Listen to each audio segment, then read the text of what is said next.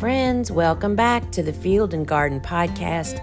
It's your friend Lisa Mason Ziegler, and I'm really glad you've decided to join me here. Friends, I just listened to a great conversation between Ellen Frost of Local Color Flowers and one of her flower farmers, one of her cut flower growers, Laura Beth Resnick. And Laura Beth shares somebody asked a question that they just couldn't make that connection with their florist. They just have been trying and they just couldn't make that breakthrough. And Laura Beth, who that is her specialty, that's all she grows for, is florists and designers. I mean, that's the focus of her business, right? And Laura Beth shares what it's like for her, how she's done it, shares, that failures are perfectly normal and expected. And I want you to take a listen to this conversation between Laura Beth and Ellen, who are great friends, business partners, and just really support one another. So let's take a listen. Hi, everyone. Good morning. It's Tuesday, and we're here back at Clubhouse. I'm Ellen Frost. I'm the owner of Local Color Flowers. And for those of you who are just joining us for the first time today, I'm the owner of a floral design studio in Baltimore, Maryland. We do source all of our flowers locally. I'm also a course creator and an online instructor for the Gardener's Workshop. And my course is called Growing Your Business with Local Flower Sourcing. And it's only offered once a year, and registration opens this Friday. I'm so excited. So registration is the 5th through the 9th of November, and then class starts in January. And if you want to learn anything more about that, you can check out the Gardener's Workshop website. And if you want to find out more about the work we do here in Baltimore, you can find me on Instagram at Local Color Flowers. And you can also learn more about local flower sourcing on Instagram at Florist Buying Local Flowers and on Facebook at Florist Buying Local. Okay, so also just a reminder, and Jesse will tell you all about it, we are recording this talk. So if you come up to ask questions, you'll be recorded. Hi, everyone. I'm Jessie, and I'm with the Gardener's Workshop, and I'm here today as an admin support for Ellen. And I wanted to just let everybody know a couple of things real quick. First of all, Ellen's club here is called Florist Buying Local. It is at the top of your screen there with the little greenhouse icon. If you are not a member yet of her club here on Clubhouse, it does send you notifications when she schedules a new chat. So if you click on that greenhouse button, you can join the club and be notified of those. And then you'll have the option when you get those notifications of adding them to your calendar if you want. And the other thing I was going to let people know is that there's a couple of different ways to ask questions here on Clubhouse. One of the ways is the way Laura just came up to stage. You can click the hand button at the bottom of your screen there, and that lets Ellen know that you would like to come up to the stage and ask a question. And we love it when people do that. But there's another option. You can also click the little paper airplane icon at the bottom corner there. It looks like a little white paper airplane, and it is Clubhouse's back channel texting feature. So if you click on that, you can put my name in and you can send a question via text to me, and then I can ask it on your behalf. So those are a couple of different options that I wanted everybody to know about. Happy that everybody is here. Reminder that you can ping your friends that you're connected to here on Clubhouse into the conversation if you'd like. And I'm looking forward to it. Thank you, Ellen. Thank you, Laura. All right, Laura Beth, you can unmute yourself. Okay, hi. Hi. Do you want to introduce yourself and tell all of our folks here who you are and how you know me? Yes, and please tell me if you're having trouble hearing me. I'm cutting winterberry right now. I'm trying not to be too loud about it, but just let me know. Okay, yes, my name is Laura Beth Resnick. I own Butterbee Farm. We're just completing our 9th season in business, and we grow on about 5 acres in Baltimore County. We're only about a 17-minute drive from Ellen's studio, so we go quite often, maybe sometimes like 5 times a week at most. I know, we can Sometimes talk twice a about. week. Yes, it's very fun. I get to see you all the time and I love it. And yeah, we mostly grow designer quality blooms and foliages for florists in Baltimore and DC area, and that's pretty much our big game. So we don't do farmers markets at all, we don't do CSA at all, and we don't do any of our own wedding design, and that's all kind of like a little unusual for us to be so focused on this one thing, but that's what we like to do. So I think that's everything. I already want to ask you two things about what you just said. Please. Why don't you do any of those other things? Why do you only do selling to florists? Yeah. So when we started the business, I actually started it alone before I even met my husband. And I'm kind of a workaholic and, like farmers are. And when he came on board, he was like, we really cannot be working 7 days a week because this is not going to be good for our marriage. So why don't we just cut out farmers markets because most of the good ones are on weekends. I know there are some good weekday ones too, but he was like, let's just, in our area, we were like, there's really no market we want to do during the week. So we'll just not do farmers markets at all. So like from the beginning, we were like, because of our schedule and our lifestyle, we didn't want to work on weekends. So we're not doing farmers market. And then the other thing was for designing on the farm, of course we could do that. We have lots of gorgeous blooms. We could totally design. People ask me all the time, but we always felt like it was a bit of a conflict of interest with the florists who we sell to. So, if we're growing amazing blooms and selling them to Ellen, and then we're competing with Ellen for customers, like wedding customers, like brides and grooms, that's like a little bit weird, right? So, we kind of immediately were like, that's not going to be our thing either. Plus, I'm not very good at design. So, that's part of it too. So I like that you said, and for those of you listening, Laura Beth and I have no plan here. We're just literally chit-chatting. So feel free to ask really any question you want. So it's interesting that you said that you sort of decided to sell to florists partly because of like lifestyle. And I feel like that's like super important. And also like, I don't know, I feel like people try to like minimize like how they want their lifestyle to be. Do you know what I mean? Like, I feel like people like let the job take over their life instead of like them controlling sort of how their life goes with the job. Does that make sense? Absolutely. And that is normal for any beginning business owner, I think. I haven't ever met another business owner who was like, oh, yeah, my work-life balance was great since day one. Like, that's not really a thing. But that said, the whole point of having your own business is that you can manage your own time and do the things you enjoy, right? So if you're not working towards that and eventually getting to that, then I don't really know why you would own a business. Yeah, that's what I think too. So I think so. That's one of the things.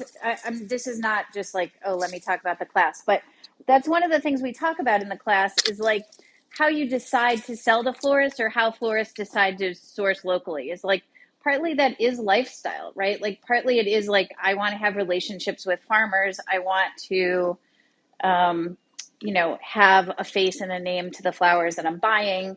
And I don't want to just like order online and have something shipped to me in a box. So yeah. All right. The other thing you said that I wanted to ask you about was you said you sell designer quality flowers. Yes. I don't think I ever heard you say that. I mean, Oh, not really? like. I feel like I say it all the time. Yeah, it's like my little like not elevator in like a speech. little pitch. Yeah, I don't think Yeah. I ever heard it. But can you say what that means to you? Oh, yeah, I have an elevator pitch, of course. Yeah, it's good. Everybody should. Anybody listening, you should have an elevator pitch. And Laura Beth was very good. I just don't think I ever Thank heard it you. before. Yeah, well, we're so casual. We never promote each other like this. So let's see. Yes, designer quality blooms. So what that means to us is that florists can come to us to get the very best product that's available. And we are not going to send them, the last stuff that we've cut at the end of the day after we cut all of our farmers market stuff or like after we did all of our, I don't know, CSA or grocery store bunches. We are focused on designers. That's kind of like what that phrase means to me. We're focused on them. It's our priority. And we are trying to build a reputation, and hopefully we've succeeded in doing this, for having the very best blooms around. So if a florist is, under a lot of pressure and has a huge wedding and they need everything to be right, they can come to us and feel really comfortable doing that. Yeah, and I think from like a florist perspective, and I'm sure all of your customers would say the same thing, is that like having a farmer who is prioritizing the florist over everything else makes our lives as the customer much less stressful and much more, I don't know, just like less stressful. Like it makes us want to buy more from you. Oh, good. I hope so. I really enjoy it too. This is super random, but last night we did a night delivery to one of our florists in DC who's having a huge wedding this week. And I almost never get to like see my florist at night, wearing like my casual clothes. And we had a really nice conversation, and that kind of thing kind of comes along with having such a close relationship with our customers, which we've cultivated and we can cultivate because we make it pretty much the only thing we do. So that's all we have time for. All right, you talked about delivering last night. Let's maybe just say, both of us have busy weeks this week. So what's your week look like this week? I think we're going to get frost tonight. Do you think? Yeah, it seems that way, which is fine. Yeah. I love it when the frost comes. I know. I just said everybody loves it except for me. Oh, yeah. Yeah, that's okay. Everyone's different. Yeah. So what is happening this week? Yeah, yesterday. Okay, so we almost never do this. I know I said this whole thing about how we don't work through the weekends, but this weekend we actually did work through the weekend because you had a big wedding, have a big wedding this week. And also this other florist I mentioned has a big wedding this week, and you both wanted your orders on Monday. So we were like, okay, we'll just work through the weekend and take some time off during the week instead. So that's what we did. So I'm looking forward to kind of like a relaxing rest of my week, actually, because I already got a lot of my work done. Oh, good. Yeah. How about you? What are you up to? Well, we started early this week because of this wedding. And mostly we started early because we have to source flowers a little further afield than normal. Not than normal, but this time of year we have to go a little further. So we just wanted to make sure that everything was sort of in the shop early this week, rather than sort of waiting until Thursday or Friday for our late week deliveries. So we have just our normal stuff, our weekly stuff, and then this big wedding on Saturday. Nice. Yeah. So, and also, Laura Beth, can you say something? I know this is random, but since you said you were working through the weekend, and I know Brittany was there, can you tell people how you have the same staff as me sometimes? Oh yeah, that's right. One of the awesome things about being super nice, lovely friends with florists is that we can share employees, and that's so helpful because a lot of us don't really need somebody full time. We kind of, we have different schedules, and then with florists, you guys typically need your team at the end of the week for wedding design, and we need our team at the beginning of the week to cut for your wedding design. Yeah. So, an employee that we share can kind of get almost full-time work between the two of us. Yeah. So right now we have one. We've had various employees over the years share work at Laura Beth's and at our place, but right now we have one of our designers who also works for Laura Beth and has worked for both of us for many years.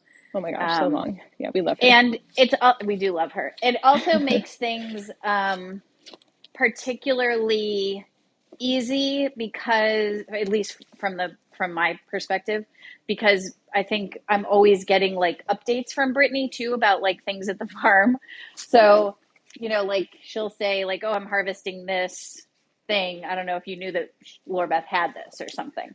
Yeah, because I often forget that I have stuff. Yeah. And so, Brittany knows exactly what we're doing this week. She knows what the wedding is. So she's like, oh, this would work for the huppah, or this would work, for this thing that we're trying to do. So totally. It's particularly good and easy for me. If you notice, there's a theme here. I like when things are easy for me, and that's what I'm going for. All right, so let's see. Does anybody have any questions for Laura Beth and I?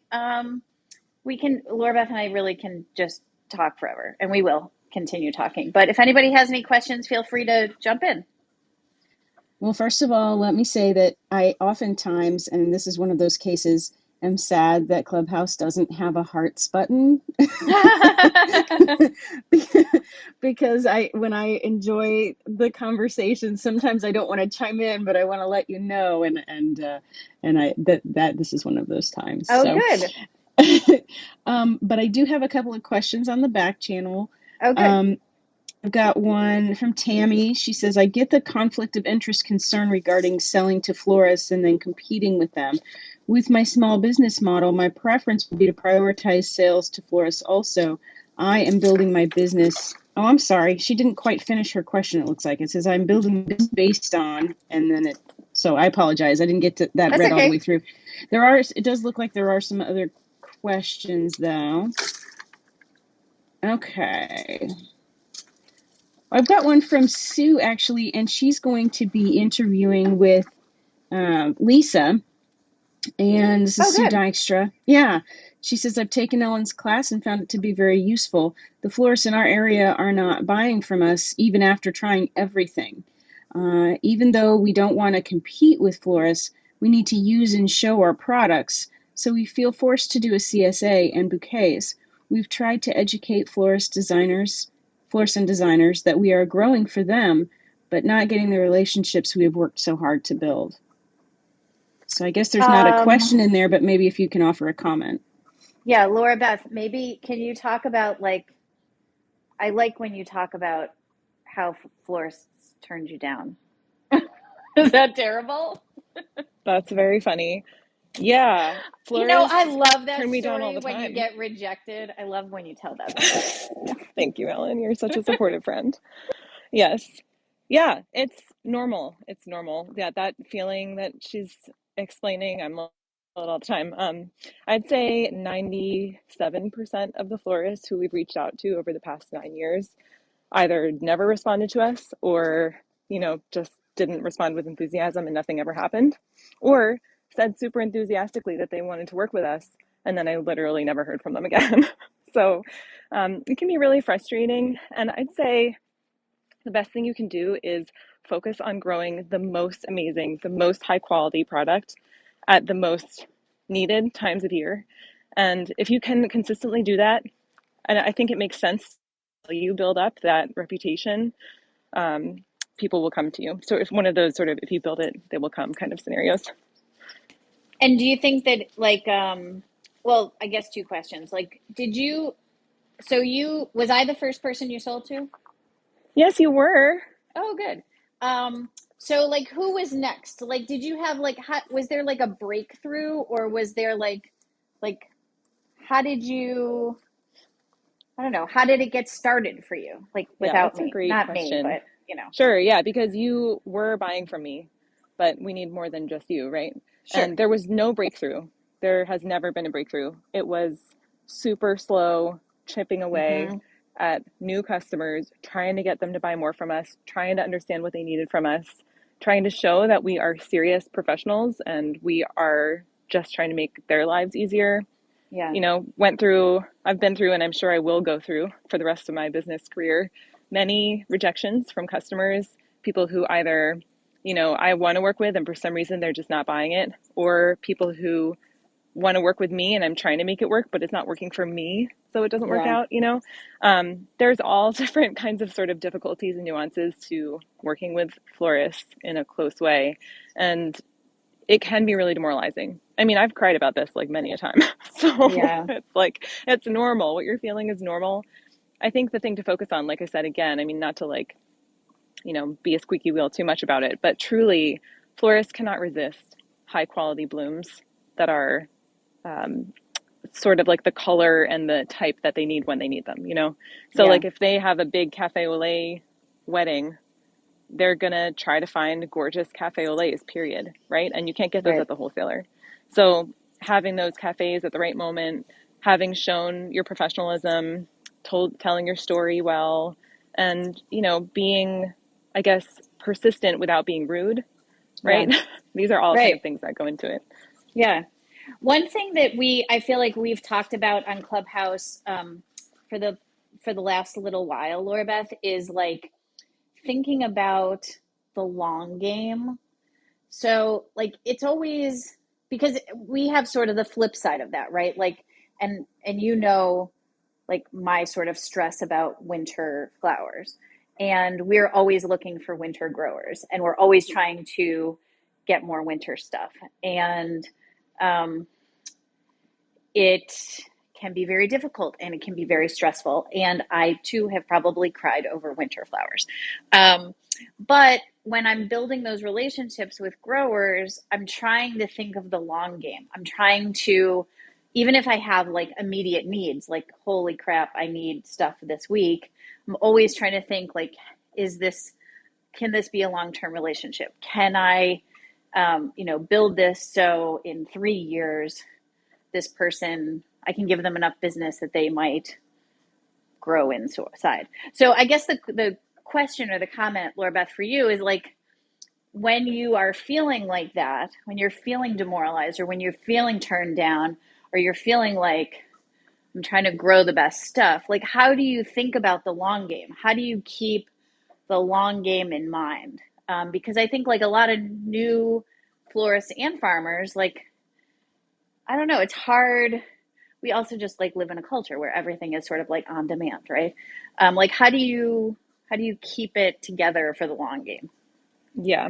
Well, I have my own strategies. I don't know if they work for everybody, but I don't follow many people on Instagram. You've heard me talk about that before, but I think what can be particularly demoralizing is not just when people reject you, but when you think you see everybody else crushing it and you're like, what's wrong Yes. with me? I want So to I like don't, second that. I want to yeah. second that can be very hard. Yeah, so I'd say like the first thing is be really careful who you follow on social media. Make sure they're people who you feel are not just showing off that they're doing a good job, but who are actually sharing information with you that's useful, or who you feel are, like showing what great quality product really looks like, and that's why it's useful to follow them, or, making sure that you maybe just limit it, like cap yourself at following like 10 or 15 flower farmers instead of like 1,000, right? So you're not always being inundated with images of other people doing a great job. It's just too much. So that helps me a lot. Just like one very, very small concrete thing. And yeah, feel free to unfollow me, everyone. I won't mind. You do you. So yeah, that's helpful. And then I guess the second thing is, in the meantime, while you're building up your reputation and working on your quality and trying to understand what florists need from you and the crop timings and all those things, just educate yourself. Continue to educate yourself. So this is not following people on Instagram, by the way. That's not education, really. I mean, it can be helpful, but what I really mean is joining the ACFG, taking classes with people like Ellen, or not to toot my Or own horn, you. but myself, Yes. learning what good quality is, trying to understand what strategies you can use to reach out to other florists, and talking to other local farmers, trying to get yourself involved in the professional community can be Yeah. really helpful too. And of course, you get a lot of support, emotional support from those people you make friends with as well. Yeah. All right. I think, hold on, we have some question. Um, Hi, good morning. hey, how are you? I'm good. How are all of you this morning? I hope you're well. Good. So my name's Elena. I'm in mid-Michigan. I own Anthea Gardens, and this was my first year doing flower farming and actually selling to the community.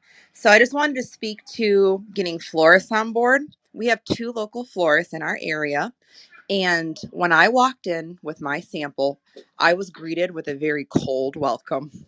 Both of them were a little surprised that I were there. I think I were the 3rd flower farmer in our area to walk in there. And they told me that, and I was shocked at first, and then I rooted my feet and I said, that's fine, but I'm going to sell you me, my brand, and my flowers. I weren't concerned right away with the bad experience they had had. So growing this relationship with them, I found out the quality of flowers that were coming in, they were not good. Flowers were bruised, there were broken stems, and they said, we get this from our wholesaler. We don't want it from the local flower farmer. So what I did is I built a Facebook, and I have been pushing local flowers in our community. I'm on our local discussion pages in local cities. I am pushing how important American flower farmers are. And my florists now reached out to me. Well, we want to do this. We want to advertise that we sell local American grown flowers. And okay, so I have a good relationship with them. I send out an email every week, the beginning of the week. One of them texts me, and as long as they get priority, they're my priority, they're happy. So that first greeting, that cold greeting, it could have made me run, but I didn't. I just let them know that I was going to give them good quality flowers, and that's what I've continued to do and really push the knowledge in the public. The public actually walks in there now and asks for locally grown flowers. So we're winning. We might, it might be a little slow at first, but you can do it. Congratulations on, building those relationships. And I think that anytime anytime a florist is seeking you out, that's a win. So congratulations on that. Thank you. All right, Jesse, go. Yes, so I heard from Tammy again on the back channel. I was going to read the rest of her question. Sounds great. So she had said, she was responding to the conflict of interest idea, and she was saying that with her small business model, her preference would be to prioritize florists. And then she says, I'm building my business based on that philosophy. I feel like trying to get wholesale price from the wholesaler is not a good thing because I'll be competing with the local wholesaler. Any recommendations for navigating through wholesalers without alienating them? I sold a few flowers to wholesalers last year and they were happy with my flowers. I know this is a question that can't be answered, but this is a small town and I want to keep all my business relationships above board. Thanks for this morning's discussion. So I think she's, what she's asking is, how do you keep that relationship? If you're selling to multiple people, how do you keep that relationship copacetic? Laura Beth, do you have a comment before I give my own idea? First of all, great use of the word copacetic. Jesse, so impressed. We don't sell to the wholesaler, so I actually feel like I can't really comment because it's just not something we do. I'd love to hear what you think, Ellen. Well, my experience with our local growers and the wholesaler is that, and things are changing, but that for the most part, wholesalers are not super interested in buying from local growers. And if they are, it's like 1 week a year when there's like one special product, unless you have like super high volume. So like Seaberry Farm or Hendricks, like we have a couple growers who have lots of space, grow lots of volume, and are selling to wholesalers. But I would say, and this is just my own take on it, that selling to wholesalers, if you're a small grower, may not be like, you may not be getting the best price you can for a good quality product. That's my take. The other thing is if you are a farmer and you are selling to a florist, a local farmer, you have to understand that you are in competition with the wholesaler and that you are likely never going to be able to compete on price with the wholesaler, and probably not with ease of ordering, because ordering from a wholesaler is really easy. So like Laura Beth said, I think the thing that you have to compete on is quality and maybe, like varieties of flowers that you're growing. And, in the beginning, growers are selling to a lot of different places. That's sometimes just the way it is. And I think, though, as you continue on and try to figure out, like, who is your priority, like somebody has to be the priority, right? Like you have to have a main customer. So maybe the wholesaler is it for you. Maybe it's Florist, maybe it's CSA, but eventually you're going to have to sort of pick and put more of your attention, I think, on that main customer. All right. Do we have, I think we have another question. Let me see. I don't really know how Clubhouse works.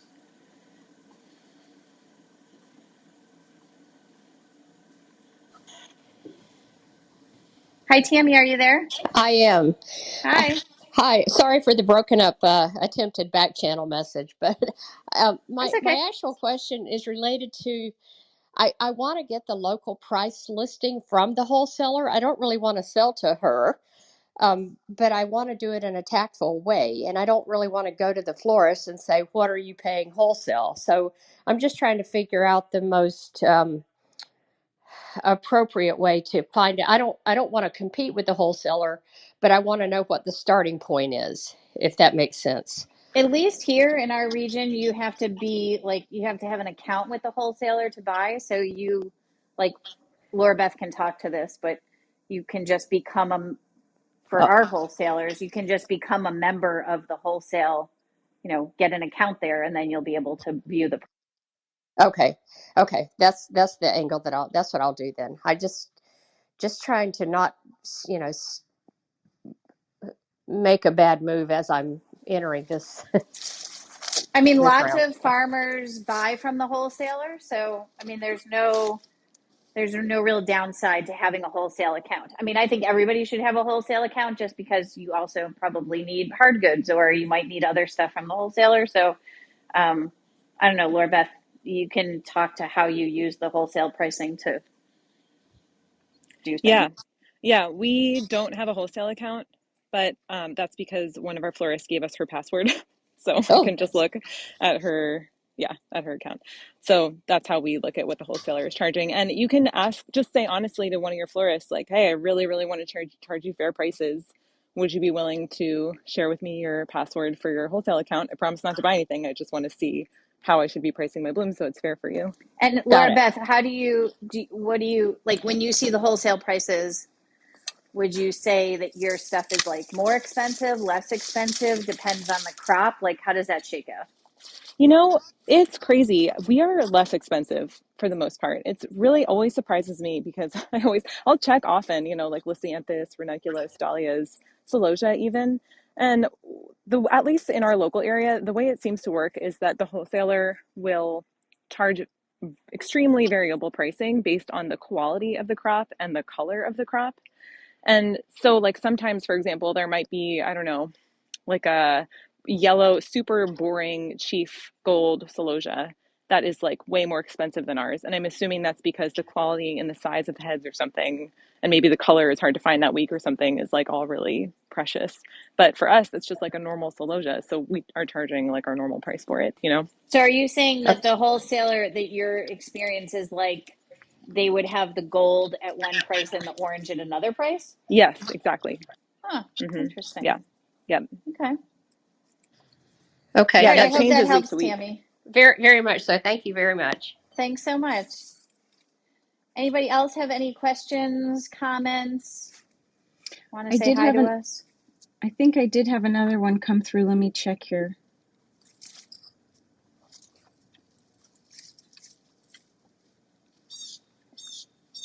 I have one.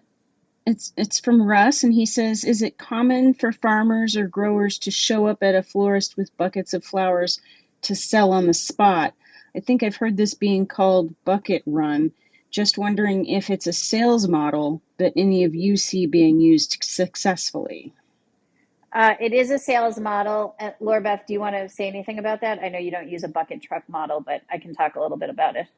Yeah, we will every once in a while if we have some extra stuff that we truly are like, this is amazing, and for some reason no one has bought it, we'll put it on the van. But more often we'll just text the florist or email them or call them, depending on their mode of communication, to be like, hey, do you want to add this week? So for us, doing the truck doesn't really work. And I guess like part of that is just our climate. It's so hot here during so much of the growing season, we don't really want to put a whole bunch of product on the truck and like drive around all day. Even with our air conditioned van, it just doesn't make me feel that comfortable. Yeah. I would say, Russ, I don't know if you're a grower, if you're a member of the ASCFG, but Joe Schmidt, he's retired now, I think, but he probably had the most successful sort of bucket route that I know of in Wisconsin. And he had a bunch of growers that worked with him on that. And they just fill, and Bob Woolham here in our region had done a bucket route for a long time too. And I would say that my experience in knowing about those is that people do both pre-orders and sales from the truck. And so obviously sales from the truck is going to be more speculative and maybe more risky because you might end up with a lot of stuff still on the truck at the end of the day. But I will tell you from a florist perspective, when growers like Matt Bauer does this, Bob does this sometimes. If you show up with a product on the truck that wasn't on the availability list that's really awesome, I'm going to look at it and I'm probably going to buy it because florists buy with their eyes, and they also buy, I don't know, that's how they buy. They get excited when they see something and they buy it. But I think it is a lot more risky than doing like pre-orders or pre-sales. I hope that helps.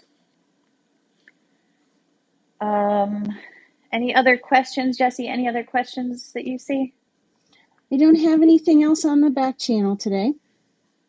All right, everyone. Thanks, Laura Beth, for joining and chit-chatting while cutting winterberry. Thanks for having me. It's always fun to hang out with you. Yeah, you too. All right, thanks, everybody. We will be back here next Tuesday, and Jesse can correct me if I'm wrong, but I think Lisa Ziegler is going to join us, and I don't know what we're going to talk about, but Lisa always has lots of things to talk about. Yeah, so next week is going to be the during the last day, I believe, of your open enrollment for your course, and so Lisa wanted to come on and just chat with you about that, and so that's what we'll do. Cool. All right, everyone, have a great week, and if you have any questions, comments, anything that you want to chit-chat about, feel free to Instagram, DM me, and happy to answer. And we'll see you here again next Tuesday. Thanks, everybody. Have a good day. All right, folks. So if you didn't already realize just the real value of weighing, matching your lifestyle to your business so you can have a life beyond your business, I think this is another little piece of the pie of what they really talk about. And if you want to learn more about Ellen's course, I'm putting the links down below. I'm putting Laura Beth's social media links here. She is also located in Baltimore, and I'm sure if you reached out to her or DM'd her, she'd be happy to connect with you. And friends, we are just helping each other to become more and more equipped and professional in taking back the domestic, local cut flower market. And we're going to do it all together, folks. So, till we meet again, friends, ciao.